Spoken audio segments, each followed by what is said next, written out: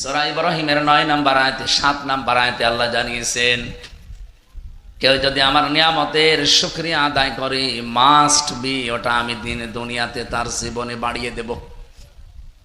আল্লাহ এমনিতে নরমাল শব্দ বলতে পারতেন, লাযিদান্নাকুম দিয়েছেন, লামে তাকিদ নুনে সাকিলা। আয়াতটা নিয়ে চিন্তা করলাম, কেন আল্লাহ এত গ্যারান্টি দিলেন কেন? তাফসীর পড়তে গিয়ে আমি দেখেছি, কেউ যদি কোনো নিয়ামতের শুকরিয়া আদায় করতে চায় কমপক্ষে তাকে 3টা শর্ত মানা লাগবে। কয়টা? 3টা। আপনি জানেন একটাও জানেন না। এখানে যারা আছে মনে হয় আলেম বাদ দিয়ে অনেকে জানিনি না যে শুকরিয়া আদায় করা লাগে কি করে। আমরা ওই যে একটা কমন কথা পেয়েছি, রুটি পর্যন্ত খেয়ে একটা ঢেকর তুলি বলবো যে আলহামদুলিল্লাহ, হয়ে গেল নাকি? এটা একটা বাক্য।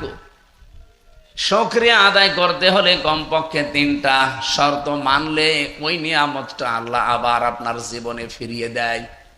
আর যদি ওই 3টা শর্ত কেউ না মানে, ওর জীবনে আল্লাহ ওটা ফিরিয়ে দেবে না, কঠিন আযাবের ভেতরে ফেলে দেবে।